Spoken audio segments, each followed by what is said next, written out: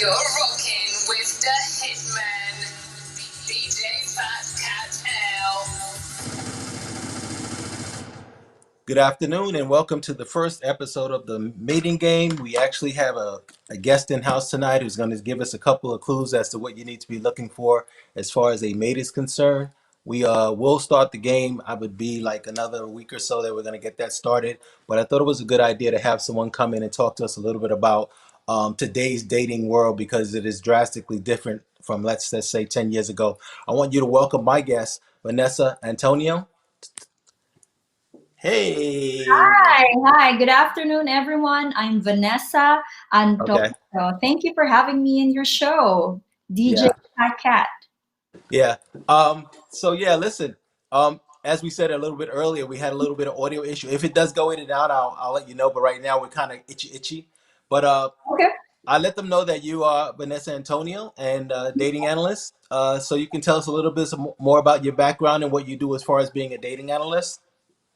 Awesome. So, hi everyone. I'm Vanessa Antonio. I'm a New York certified matchmaker from Matchmaking Institute, and I am also a science-based dating coach. So I coach singles both in America and in the Philippines about dating, the science of dating, actually, because I believe that science is true, whether you like it or not. And what other ways you could, learn the best practices about dating, but to actually hear it from people who studied people professionally, such as psychologists, anthropologists, sociologists. And so I am here as a messenger. And of course, I help a lot of singles to, know what are the best practices when it comes to dating so that they would be more successful in their dating life.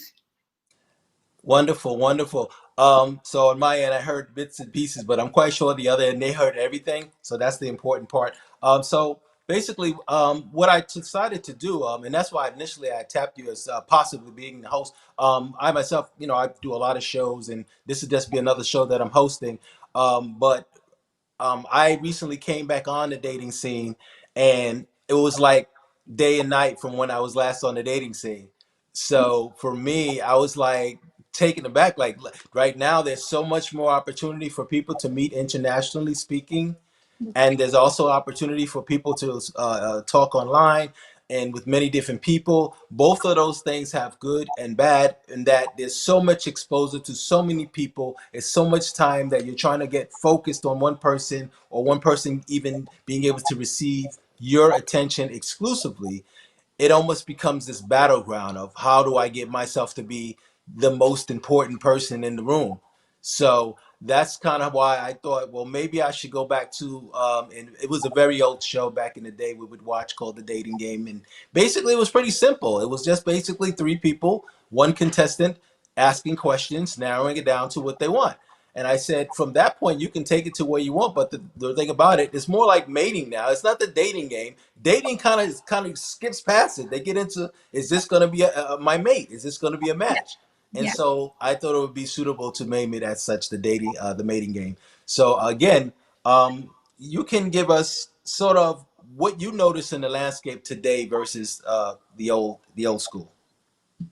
Well, DJ Fat Cat, one huge difference with the dating scene right now and before is actually the existence, and people actually thrive right now on social media, online. And so when we talk about dating, this ground that we are here on right now is much different, because before we only get to meet people who are prospective partners when we meet them in person. They could be our neighbors, they could be our coworker, they could be our, say, friends of friends. But now the selection has widened so much that you could, as you have said, you have more options now, because you could actually date internationally. You can actually date like anyone from anywhere in the world.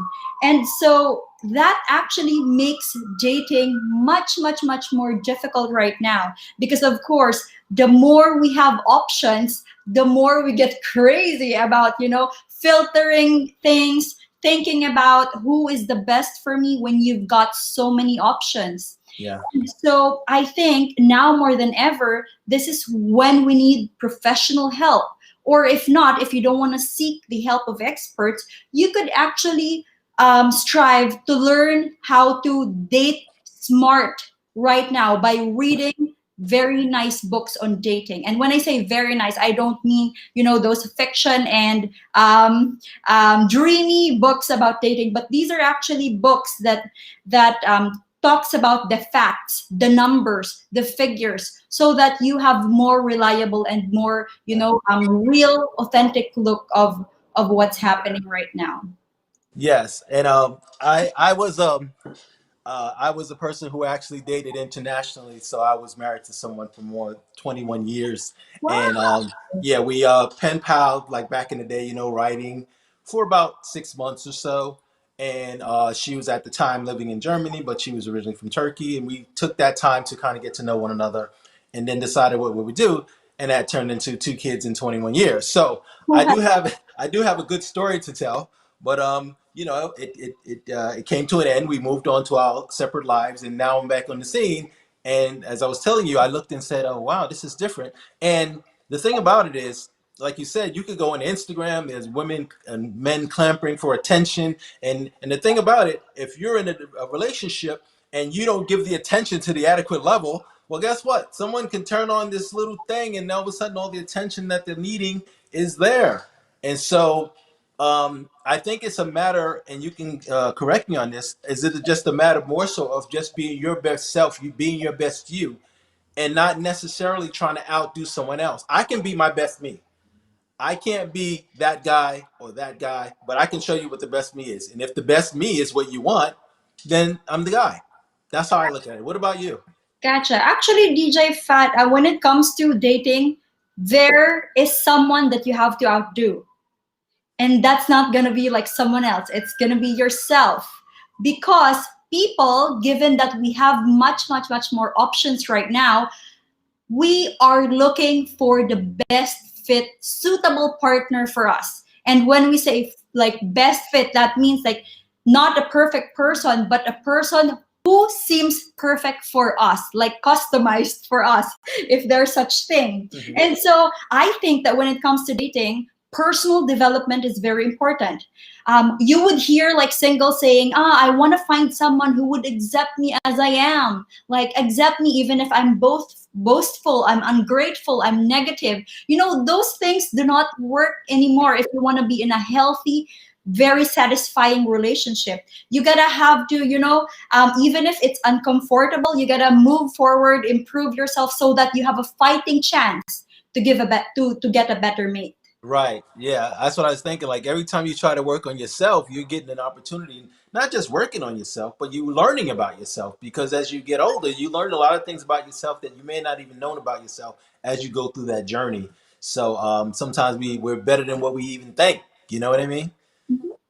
So and so what got you into wanting to be a dating coach? Well, it all started, DJ Fat Cat, when I was single. So I was already 21 years old, and I've never had a boyfriend. Like I've never had like any experience when it comes to romantic stuff. And I was like, God, like when are you gonna give me the one? And so people would say like, wait for it. They would come in the perfect time.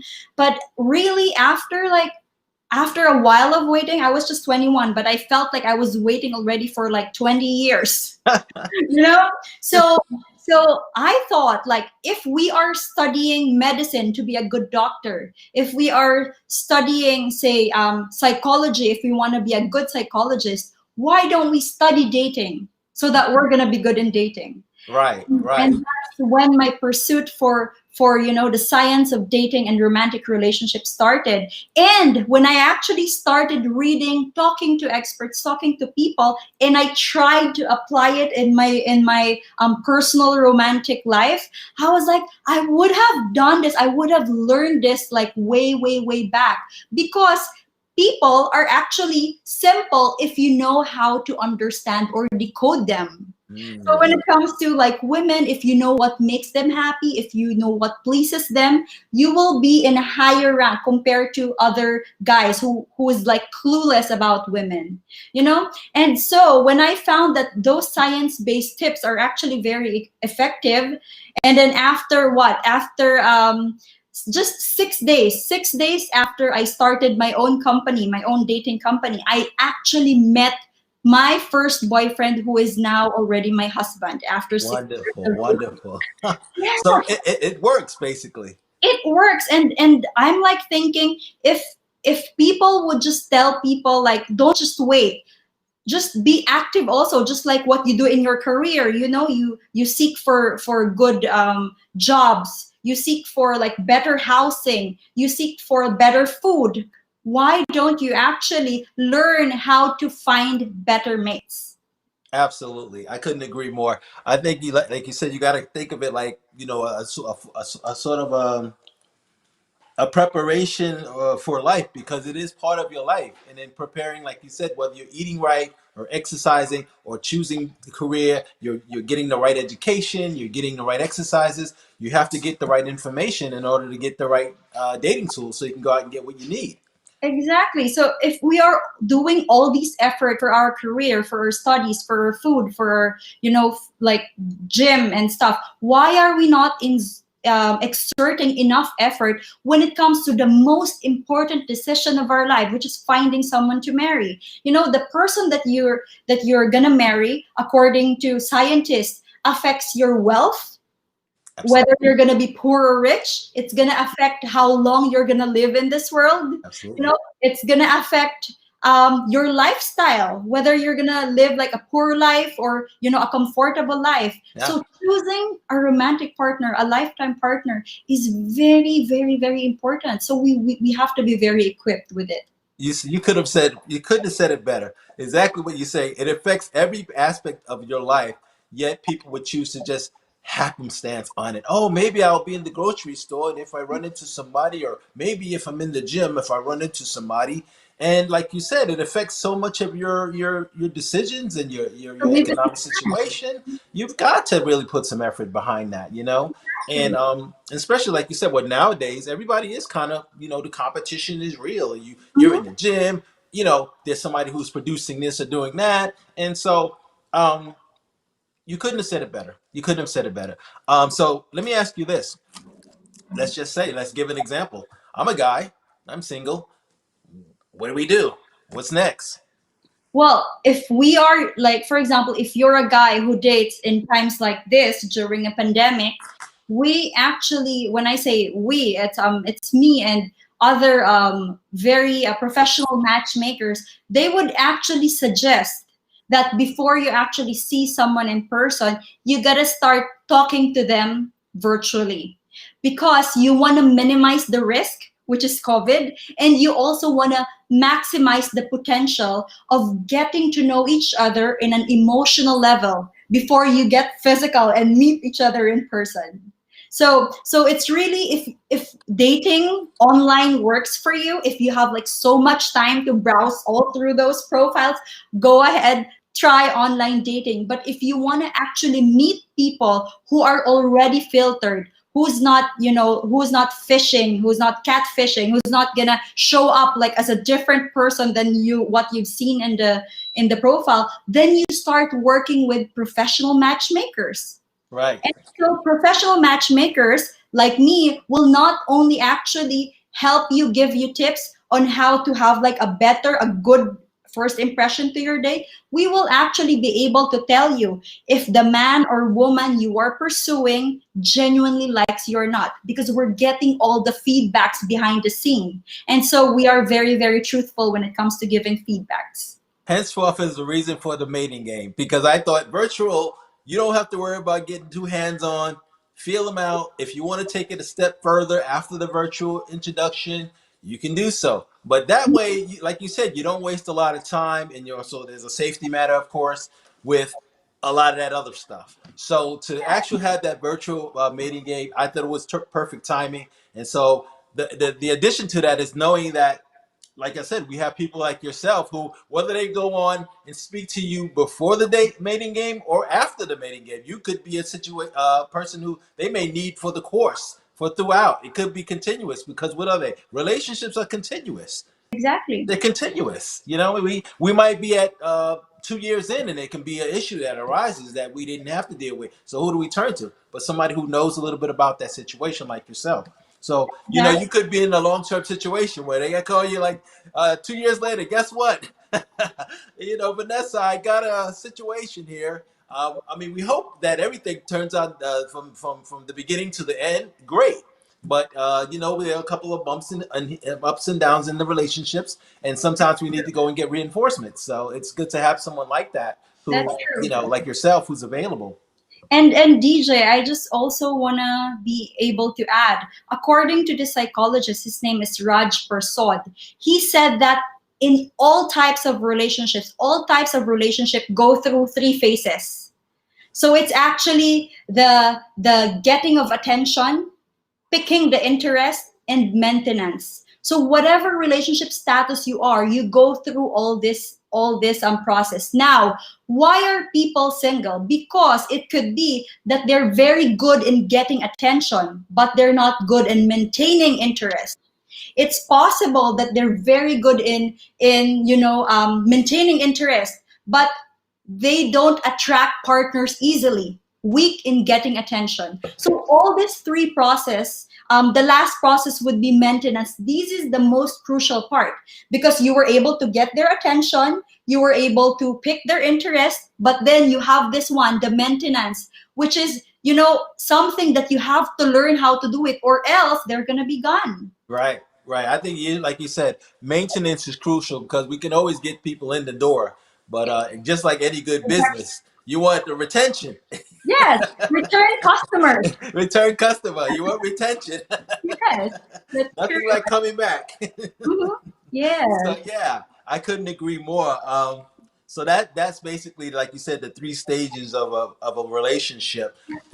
So again, I think about myself doing a 21-year situation, but you got people now, they'll go like 5 years in, and they'll think this is an eternity. Like, oh, we've been together 5 years. This is too much. How do you, during this time, and the reason why they say that, there's so much more quote unquote options available. They don't just stick to the to glue or try to work through. They go, hey, you know what? Oh, come on, I got option B, C, D. Why do I got to work this out? So Mhm. how do you as a coach get people to the 20-year mark, if Right. it's possible? Right. And actually, DJ Fat, even if like people go into the 20-year mark, some of them still break up.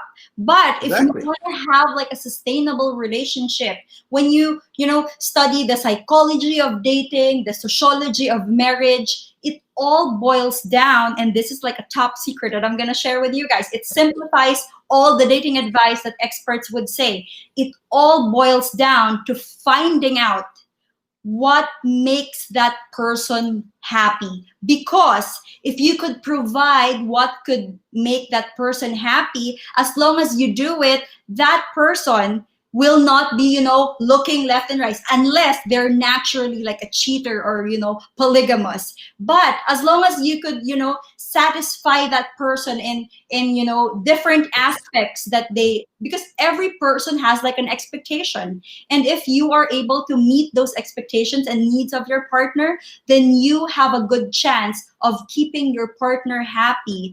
And so they're not gonna be looking around looking for someone who's gonna satisfy something that your partner cannot.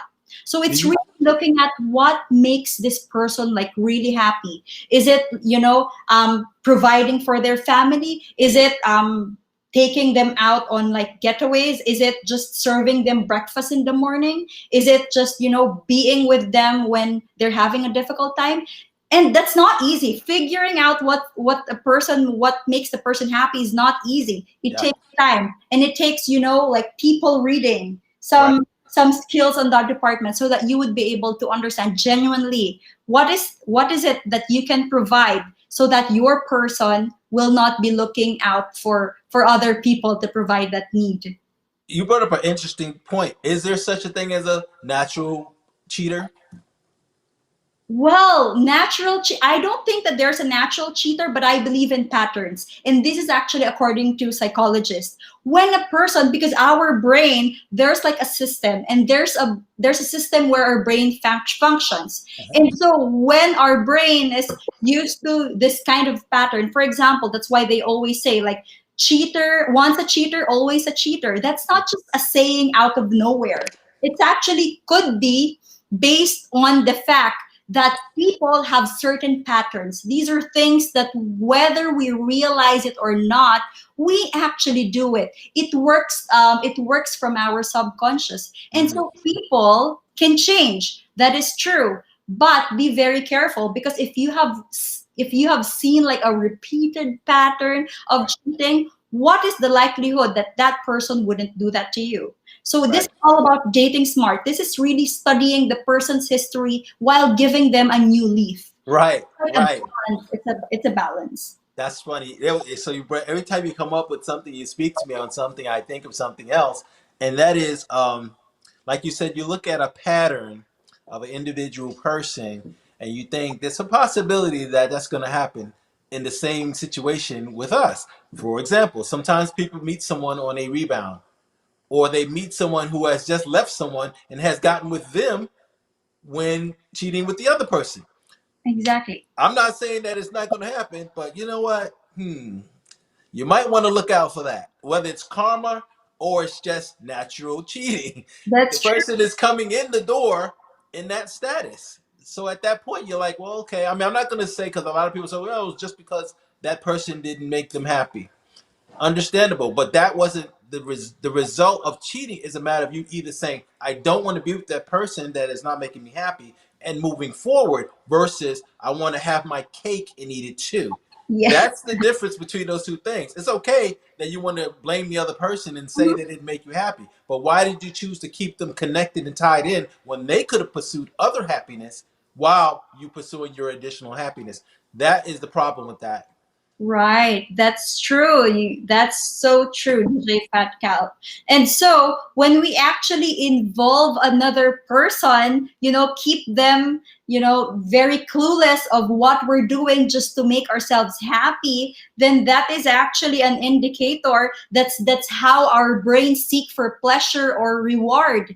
And so if we do that, our brains might think now, oh, maybe this is like okay to do. So I might do it again and see if I'm gonna get like a different result. Yeah. So that's why it's really tough for women when we are being asked, are you gonna forgive a boyfriend or a husband who cheated you once?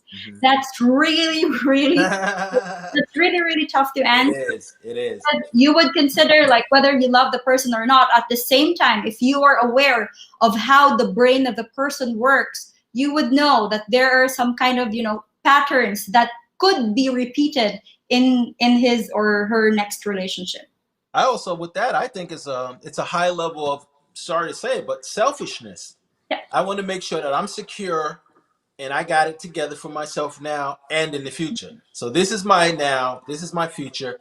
If it doesn't work out, I got plan B, or I Yeah. got a great family life. I don't want to destroy it. I love it enough, but I also want to venture out and check out what else might be out there. So to me, you have to have a certain level of selfishness to think in that way, because you're not putting the other person first. You're not putting that family situation. You're putting your own. Can I keep this secure? And then I seek out some other interests. So that to me spells a big old selfish in capital letters. But I'm just saying, you can let me know. I could be wrong. Yeah, of course. I definitely there's a truth in that, DJ Fat. Like, of course, just thinking about like what would make you happy without even thinking if your wife at home waiting for you is like because your wife could actually cheat. She can, Right. but she did not choose to. Right. Because they say, according to psychologists, when you want to measure if someone loves you, you have to look at the level of sacrifice that they do for you. And so sacrifice means stopping or minimizing your bad habits like smoking, drinking, taking drugs and stuff. You try to like stop that. You try to discipline yourself because you don't want to hurt your partner because you know that upsets your partner. And so you sacrifice yourself. And that's love, according to scientists. And so if you don't sacrifice your itch to like be with another human being when you are already in love or when you are in a relationship with someone, that actually tells about your level of commitment and love to the person. So when that happens, it's better that you choose like a new partner and let go of the old one so that the old one could actually find their ever after. Exactly. I think that's the perfect idea because we want to have it happily ever after, but if it happens that you find your interest elsewhere or some other peak of some sort, at least have the dignity and respect for the other person and let them have that same equal opportunity to Yeah. move on and pursue whatever life dreams they may have. But the one other thing you brought up, which was very interesting, was the part about keeping your mate happy. I noticed that over the course of years, what may be something that made you happy year one, you may change. We all do. In year five, that same thing may not make you happy. And so there's two things to that. The mate is thinking this is what made you happy a year ago. Now 5 years later, you're asking me for something else. What am I gonna do? In 10 more years, you're gonna be I'll never be able to keep up with this pattern of what's the new happiness. It's like the new Right. pair of shoes. How Yeah. do you figure? What do you do with that? There's actually this study by Dr. John Gottman. He has been studying married relationship for 40 years, and he has been taking notes of the best practices. And one of the best practices that he actually noted, people who actually stayed in long, stable married relationship. These are the people who actually are very particular about the small details about their partner, because we are like that when we are just starting to court someone. We're like, so like our attention is so focused on them. But when we spend like 1 year together, 5 years together, 20 years together, you try to assume like, I know already everything about my partner. Like I don't even have to look at her or look at what she's wearing or look or smell her new perfume or something. I already know that. So that level of assumption is dangerous because Yeah. you did not know. You will not notice that your partner has already evolved. They like different food now. They already like different style. And sooner or later, if you don't actually notice that, you would be surprised. They actually like a new person, but you Yeah, don't they can. You like can it. outgrow your mate, and Yeah. either person can outgrow the person based on many levels. It could be education, it could be interest, a lot of things. So that outgrow is always the possibility, and yeah, that's very, very, very, very, very important. What you just said. I found two of the greatest elements for a good relationship is you have to be an excellent, not just a good listener. Yes, yes, yes. Women want you to listen to what they are speaking about, and probably men as well. But listening, just hearing, and not just with the listening with the outer ear, but listening and responding to what they're telling you.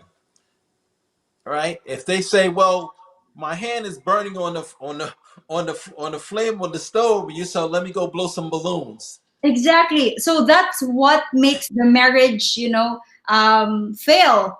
Like not responding correctly to what your partner is actually asking from you. The fact that they told you that their hands is burning from cooking, it means that they want like comfort or your attention or to help them with something. So if you respond wrongly and differently, then they're gonna say, "Oh, maybe if I'm with a different person, I'm gonna get the comfort that I need right now, and not from this like guy who just chose to blow some balloons."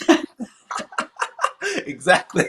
Like totally, the response was totally not fitting for the problem. So yeah, the listening aspect is probably critical, very critical. And the second most important I learned is to acknowledge, and to when I say acknowledge, I mean acknowledge even if they got their hair done differently. Acknowledge. If they've taken the extra time to cook something, acknowledge. Acknowledgement. Acknowledgement Yeah. is my second biggest, I like to call, secret DJ, to DJ that. Pat, you're like an expert already. All these things that you were saying, these are actually findings of studies by Dr. John Gottman. Yes, the level of being responsive, the you being not only responsive but acknowledging new things in your partner. That's really part of the findings that they were actually that they actually discover. And so I'm so happy that you know that and that you are sharing that with your audience. Yes, wonderful. That I mean, that was to me. I always hear the conversation about a woman will do so many things, and then he didn't even notice I got my hair cut, or he didn't even notice I did X, Y, Z. So those types of things. I mean, I hear that kind of conversation that lets me know that the listening, the responding to the listening, and the acknowledgement. Yeah. And like one of the things you pointed out is just doing the things that make them happy. And sometimes guys just get maybe I don't want to say guys because gender is not really the thing Yeah. these days. Okay. But your mate could get the idea that if I just do what the next guy does. Now, I'm giving an example. Let's just say you're not a wealthy guy, but you do the simplest things. And this is one of the things that happens nowadays. Guys, some guys are good at cooking, and she loves what you cook for her. That's not about wealth. That's about something that makes her happy. So if you can find, like you said, the things that make her happy, the smallest things, and be consistent, that's the other key, consistency. Stop doing one thing and then you turn around and then you're on another page. Consistency, you can win. You can win. And am I wrong? I No, think you're actually, wrong. I mean, you have brought up a very good point. Like consistency, I know that a lot of people have been hearing this, like be consistent, be consistent. But I just want to be able to contextualize, like being consistent doesn't mean like doing the same things that you've been doing before. So here from DJ Cat, he said that it's actually changes the things that makes your partner happy right now doesn't mean it's going to be the same thing that makes them happy next year. So actually the key here is being consistent in paying attention in what makes your partner happy, because that's going to change and you got to be on your toes always, Yeah. as if you guys are just starting to date. So I think the mindset of keeping things fresh, like as if you guys are just on a date, it's not only exciting, but it also makes your partner feel less bored Yeah. in the Yeah. relationship. They love it. They love it to be an adventure, an exciting journey of life, and going both ways. See, that's the thing. When we throw out, we started to say the guys versus the girls. We got to be careful because the guys may do it, and then the girl doesn't show up and say, "Oh, I don't have to do it. That's his job to do all of that stuff." Guess what? It's a team. Yeah. Guess what? It's a team. If you want that kind of acknowledgement, you want that kind of you would be surprised at what that guy. He may not be asking for it. Guys can be very quiet and very, my hands burning. I don't worry about. It. I'll keep going to work. But you would be surprised. It would be a surprise because first of all, that's not a thing that might see a lot. Oh, she's doing the same thing, giving me the same thing. She's acknowledging me. And so if you want this team to work as a team, then the women have to show up the same way, 110% is the man. You can't expect that that's the man's job. He's supposed to do all that. I'm just going to sit here Yeah. and that's going to make a great relationship. Yeah. That's not. It's going to make him maybe start looking. Who's going to give me the interest? Who's going to make me feel like this sort of guy I want to feel like? Da da da da da. Yeah. So knowing that, you should say, no, I'm going to put in the same effort. If he's acknowledging, I'm acknowledging. If he's listening, I'm listening. If you do that as a team, I think you can win as a team. That's Correct me if I'm true. wrong. That's true, DJ Fan. And I know that some of your listeners might have heard of love languages, but I think love languages is very beautiful because let me give you an example. For example, my love language, the way I want to receive love is through spending time together. While you, DJ Fat, your way of expressing love is giving gifts. So imagine if we do not actually know about these things about each other, you're gonna keep on giving me gifts, but that's not the thing that makes me happy. So if you know that what makes me happy is spending time, you're gonna give me less gifts and you're gonna be with me more. And so understanding how your partner gives love and how they want to receive love, because there's a difference, no? Yeah. Understanding those two is actually very, very powerful. You would have an idea of what would make that person happy. And so take a look at the love language of your partners. Nice, nice. That was a good one. That was definitely a good one because that, like you said, it can be you want something, but not in the same form Yes. that your spouse wants it or your mate wants it. And that was the other thing. I was careful to use the word mate because look at today's society. Mate is a consistently used word, but you got all the other terms that can throw everything left and right. You got these other terms. So I use mate.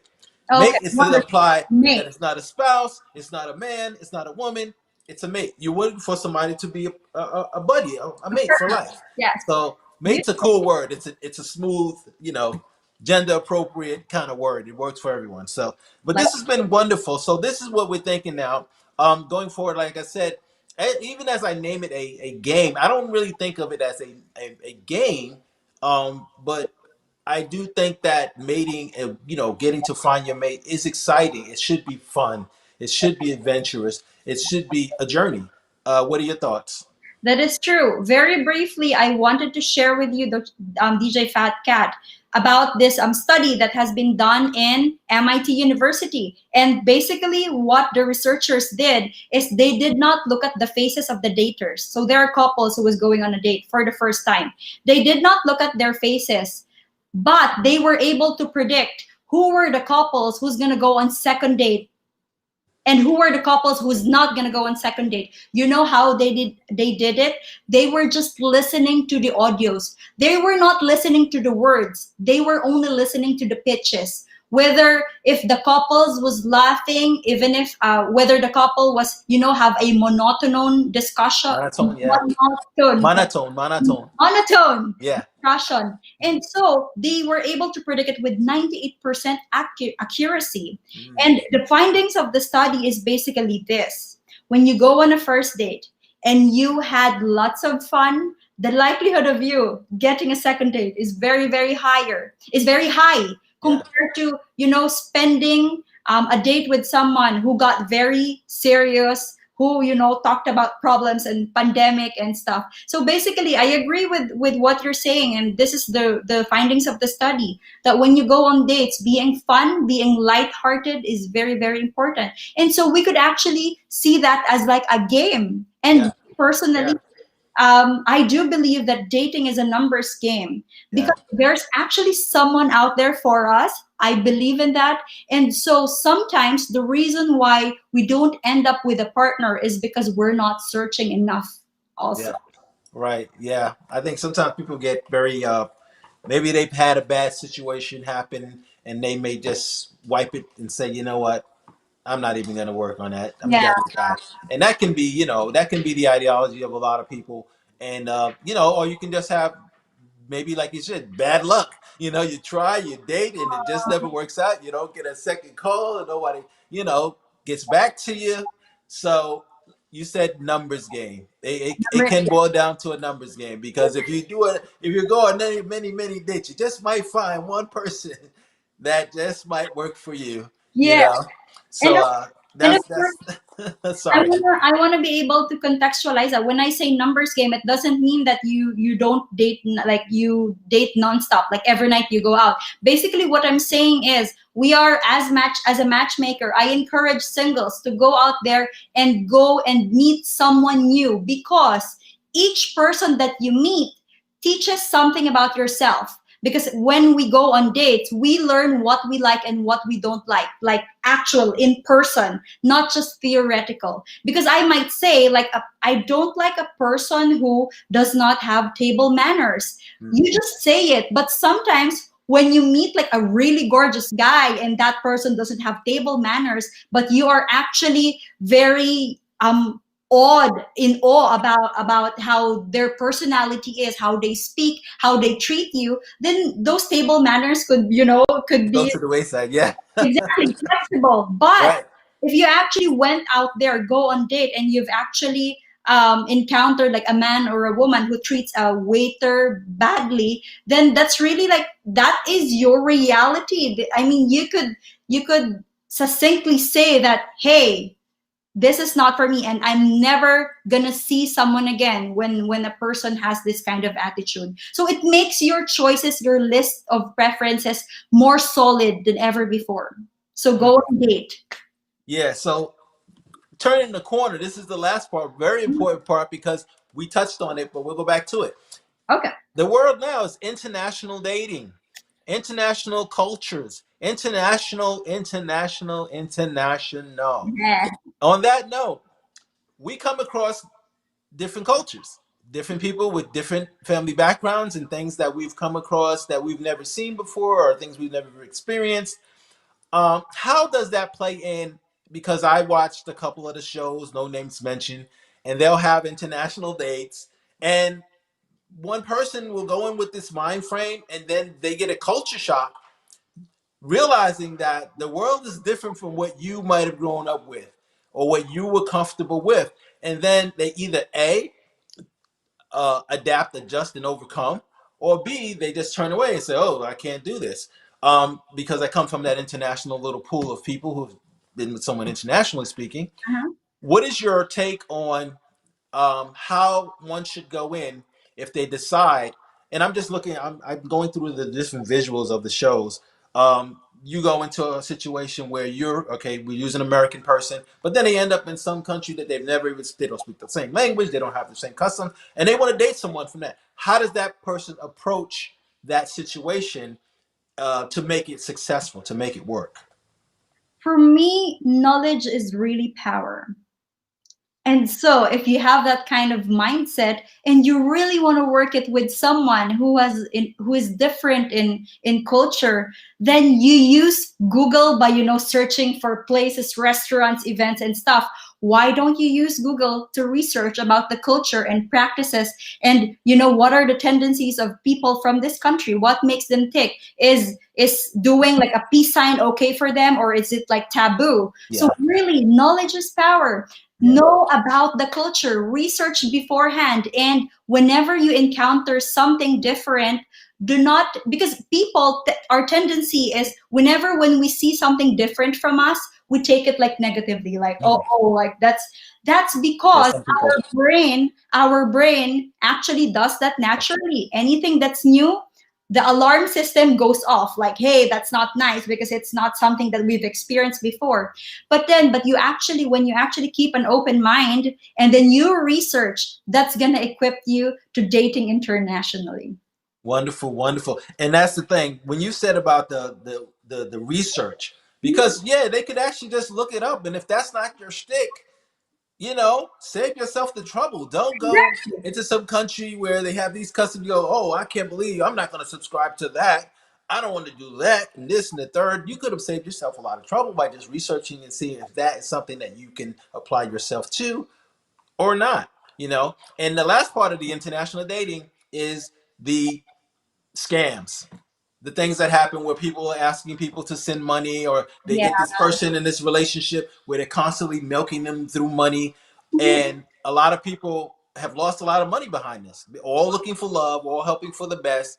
And what is your advice on keeping yourself from putting yourself in a situation where you found someone online and they're suddenly asking recurring, like this is going to be a residual income kind of thing, for money? All right. So when people ask me how would I know if this person likes me, I always tell them look at the investment. And when I say investment, does not only mean money. It means time, attention, effort and stuff. And so when they are asking for money without even investing time, effort and attention to you, you gotta be very careful. So actually time is very very precious, and usually when we don't like the person, we could actually message them once in a while, video call once in a while, but we wouldn't really spend so much time with them. But if the person really really likes you, the natural Inclination. of our, yes, inclination of our brain is we would like to spend more time.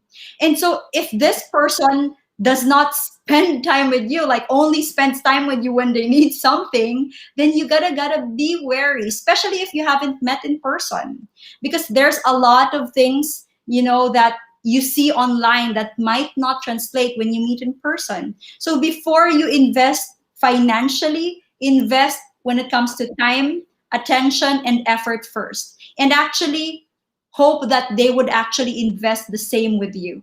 Do Yeah. you- That is makes a lot of sense. Um, and then the thing about the international dating, when you have a choice between someone saying, "I'm going to go and live in your country, and we're going to make our relationship there," you're going to come in my country, and we'll make a relationship here. That can be a very touchy subject matter. I mean, and not just between the two people. It's even governmentally speaking. You know, all the paperwork you got. If I want to go marry somebody in the Philippines, I get my passport. I go and live in the Philippines. Not a big deal. If I want someone to come here, I got to fill out all these papers. I got to prove myself. I'm jumping over hurdles. I'm like, for all of that, I'm gonna go live where she's at. Why would I go over here and go through the headache? Tell me about it. All right. So when it comes to really like internationally dating, or deciding where to live, with whether you go to your partner or your partner goes to you, it's actually usually the tendency is it's actually the man who has to like go first, show up, show themselves. Especially if you're gonna date someone from the Philippines, you gotta show your face first to the family, to the friends and stuff, and then from that you could actually like decide whether that person wants to stay with you. But again, I do believe that time is everything. That means the longer time you get to know the person, the lesser risk you will have. And so when you are dating internationally, do not be in a rush, because time will actually reveal a lot of things about your partner. And so be very patient. Yeah. Yeah. So that you know what? I was experiencing that little bit of audio glitch toward the end. That's why I was kind of working with that. Oh, But yeah, that makes a whole lot of sense. The man taking the initiative to make the move to go, yeah. and check out the situation to see whether or not it's gonna work for both of you. And then also sometimes you might go into a situation where maybe that person has children, and they have to consider that if they're gonna do a move versus the worst the other way. And going back to culture, family ties. Some family, cultural speaking, are very tight knit, and it's not just a simple thing for the person to just uproot themselves and disconnect from 3 or 4 generations of their family, and not miss the persons or people that they've been around. Because I've seen situations where people have missed their family, so they had to break up because of that. They jumped on the plane, they came in, oh, I miss my grandmother, and I miss. And I'm not saying you don't go and visit, but it's nothing like living right where they are.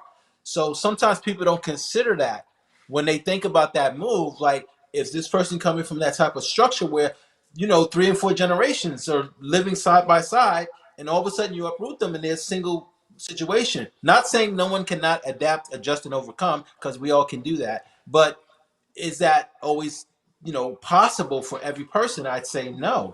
And you have to consider whether even that, because that's going to end up in a breakup. So now you did all of this, person's crying and whining, whatever they're doing, and now you got to undo what you just did. But you could have thought, whether even selecting from certain cultural situations, well, that's a natural thing for that person. Yes, DJ, because it all goes back to what? Again, happiness. What makes your person happy? And Exactly. so if you think that your partner is only gonna be happy with you when all her or his life he has been spending it very closely with his family, and then one day you decide to fall in love and you want to take that person out of his or her environment just to be with you, then that's gonna be borderline selfish. At the same time, I'm so sorry, I don't think that the relationship would work, because you are actually asking the person to leave their happiness, and that's not gonna work. Yes, and the balance of it all is sometimes people think, well, I'll just come to America, the land of the great golden whatever. They think all this gold and riches will be there. So sometimes they forsake that, and they go, well, you know what? Look how great life's going to be over there. And not only, I mean, not always does that work out to be the case. So yeah, like we're touching all the ground. So we Yeah. end up taking the hour because these are the things that are happening out there these days.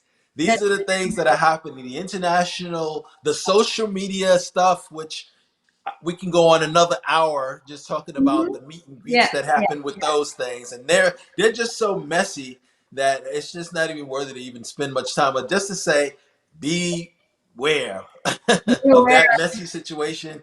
And it is it's a yeah, it's a younger crowd, and there are older people in it too, but it's a messy, different situation. So I had enough good news, and it's almost 4 o'clock, but 10 minutes to go. Is there anything imparting you want to impart? Whatever knowledge you'd like to, we'll just leave the floor open for you to do what you say what you would like to say.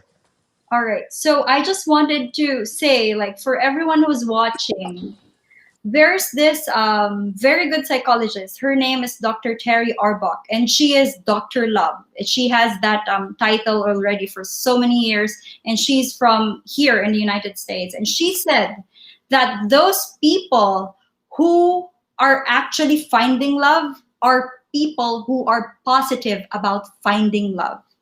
So this is where the mindset comes in. If you believe that you're going to meet someone amazing, you're going to meet someone who's going to understand you, love you, and you're willing actually to give the same back, and you're positive that you're going to find them, then you will. But if you're the person who actually gave up on love already, preferred to just stay at home, not meet people, and just, sulk and do stuff that wouldn't even help you, then you're not gonna find love. So it's basically like that. It's up to us to decide.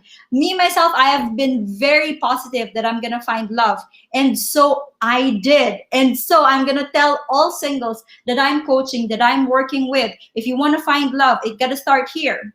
You gotta believe that you're gonna find love, because when you believe, it's not magic. It actually affects your body, the way you look at people, the way you present yourself, the way you talk, the way you stand. When you believe that you're going to find love, then you're going to present yourself as lovable, likable, and not the other way around. So believe that you're going to find love. Yeah, I'm going to the Philippines tomorrow. No, I'm just saying. No, seriously.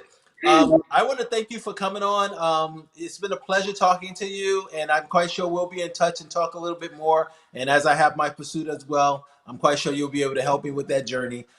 This has been a wonderful experience, and it is the great introduction to the mating game. And I'm quite sure whoever has listened in has gained a lot. This is Vanessa Antonio, dating analyst. Please, how can we find you? Go search for my account on Instagram. It's at Dating Analyst. We also run a few events all over the East Coast. So we also, if you are near Philadelphia, you could actually search for Singles Events Philadelphia on Facebook, and so that you'd be able to join our events. So I'm also a science-based dating coach, and if you want to learn really specific hacks, how to hack your brain, how to hack your actions and finding love, be very good in dating, then please contact at Dating Analyst on Instagram, and I'm so happy to work with you. Thank you, DJ Fat No Cat. problem. No problem. I Thank you for wish you tapping in. I wish you all the best in your mating game. It's very important now more than ever. When we help people find love, the feeling when they actually get together, that's like priceless. Like you Right. can die the next morning. And so Absolutely. that's really a beautiful Well, thank you. thing to do. Thank you so much for coming on. And like I said, we'll be in touch and I'll be talking to you pretty soon, okay? Yeah, thank you. Take care. God bless you guys. Bye bye. Bye-bye. Yes, that was Vanessa Antonio. And this was the first episode of The Mating Game. Um, it gave me a perspective on how I want to take it, but it starts out with three people, and we have a contestant who will speak and ask questions amongst those three contestants. So there'll be four people in total. That person will eliminate two of those people and eventually get to narrow it down to one. It is all virtual. It's pretty safe, and then two consenting adults. What they decide to do after the game is their choice. But and we will continue to have this analysis. We'll continue to have this dialogue, and we'll hopefully even bring in some other specialists and analysts, and to give you a better insight as to what it is that you need to do to find that mate. I'm your host, DJ Fat Cat, the mating game. Signing off until I talk to you again. Again, visit the website WPKBmedia.com for all things that I'm working on. You can see a tab for the dating game or the mating game. So if you are an interested individual who is interested in looking and finding the mate, and you've been in all the wrong places, then I encourage you to contact at WPKBmedia.com. The email is contact at WPKmedia.com. Put the subject line, the mating game. Contestants, we'll have you in. We'll line everybody up. We'll get it together. We'll come on screen. It will be a virtual, and we'll make it happen. I'll talk to you soon. Thank you for tuning in. Be safe.